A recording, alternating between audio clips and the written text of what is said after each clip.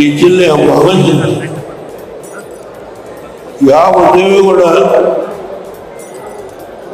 ಇವತ್ತು 93ನೇ ವಯಸ್ಸಿನಲ್ಲೂ ಪಾರ್ಲಿಮೆಂಟಲ್ಲಿ ಮುಂದಿನ ಟೇಬಲ್ ಅನ್ನು ಹಿಡಿದು ನನ್ನ ನಾಡಿಗೆ ಆಗಿರೋ ಅನ್ಯಾಯವನ್ನ ಸರಿಪಡಿಸಬೇಕು ಅಂತ ಹೇಳಿ ಹೋರಾಟ ಮಾಡ್ತೀನಿ. ಆ ದೇವೇಗೌಡ ಬದುಕಿರುವಾಗ ಈ ಕರ್ನಾಟಕದಲ್ಲಿ ಈ ಪರಸ್ಪರ ಇಬ್ಬರು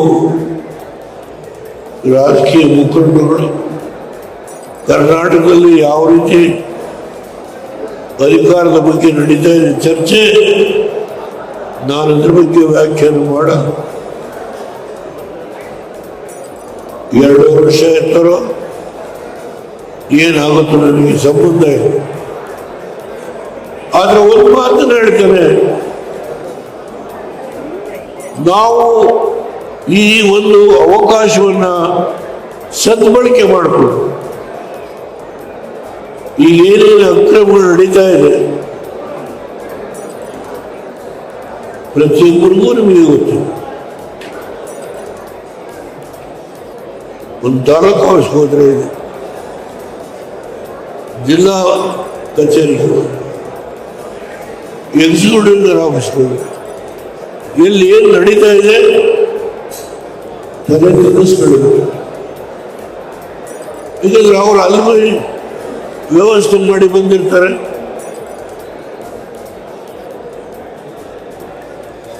ಅವ್ರ ಬಗ್ಗೆ ನಾನು ದೂರ. ಇಂತಹ ಒಂದು ಸಂಕಷ್ಟಕ್ಕೆ ಈ ರಾಜ್ಯ ಏನು ಈಡು ಮಾಡಿದ್ದಾರೋ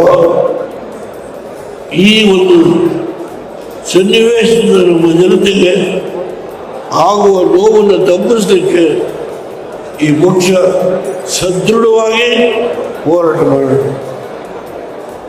ನಿಮ್ಮ ಮನಸ್ಸಿನಲ್ಲಿ ಅಸೆಂಬ್ಲಿ ಪಾರ್ಲಿಮೆಂಟ್ ಏನು ಮಾಡುತ್ತಾರೆ ಅದು 2 ವಿಷಯದಲ್ಲಿ ಆಗಲೇ ಹೇಳಿದ್ದೇನೆ.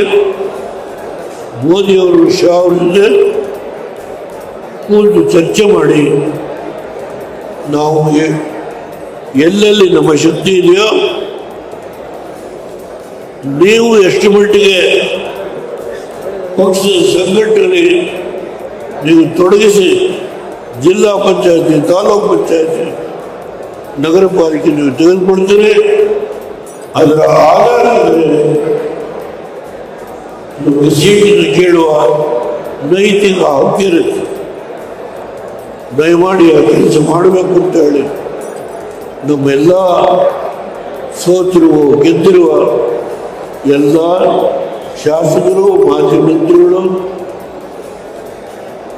ಮೈಸೂರಿನಿಂದ ಬಂದಿರತಕ್ಕಂಥ ನನ್ನ ಆತ್ಮೀಯ ಮೈಸೂರು ಜಿಲ್ಲೆಗೂ ಹೋಗ್ತೀನಿ, ಕೂತ್ಕೊಳ್ಳೋದು. ಬಾಗಲಕೋಟೆನಲ್ಲಿ ಒಂದು 7 ಅಡಿ 5 ಪಂಚರವನ ಸ್ಟ್ಯಾಚ್ಯೂ ಮಾಡಿದ್ದಾರೆ.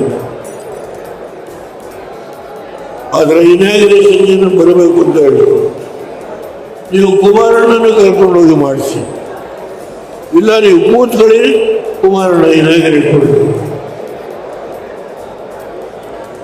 2 ನನ್ನ ಸ್ಟ್ಯಾಚ್ಯೂ ಮಾಡಿದ್ದೆ, ನಾನೇ ಇನಾಗ್ರೇಟ್ ಮಾಡಿ. 3ನೇದು ಬಾಗಲಕೋಟೆಯಲ್ಲಿ ಕುಮಾರಣ್ಣ ಕೈ ಮಾಡಿಸಿ ಅಂತ ಹೇಳಿದ್ದೇನೆ. ಅದು ಕುಮಾರಣ್ಣವ್ರು ಕೇಳಿ ಜೀವನ ಗೊತ್ತು ಮಾಡಿದ್ರು. ಬರೀ ಹಾಸನ ಜಿಲ್ಲೆ 2 ಜಿಲ್ಲೆಗೆ ದೇವೇಗೌಡರು ಇರ್ತಕ್ಕಂಥ ಈ ಜಿಲ್ಲೆಯಲ್ಲಿ ರೇವಣ್ಣ ಶಕ್ತಿಯನ್ನು ಮುಗಿಸ್ಲೇಬೇಕು ಅಂತ ಹೇಳಿ ಎಷ್ಟೊಂದು ನೋವನ್ನು ಕೊಟ್ಟಿದ್ದಾರೆ. ಅದ್ರ ಬಗ್ಗೆ ನಾವು ಚರ್ಚೆ ಮಾಡಲ್ಲ, ಮುಂದೆ ದಿನಗಳು ಬರುತ್ತೆ. ದಯಮಾಡಿ ನಿಮ್ಮೆಲ್ಲರಿಗೆ ಕೈ ಮುಗಿದು ಪ್ರಾರ್ಥನೆ ಮಾಡ್ತೇನೆ.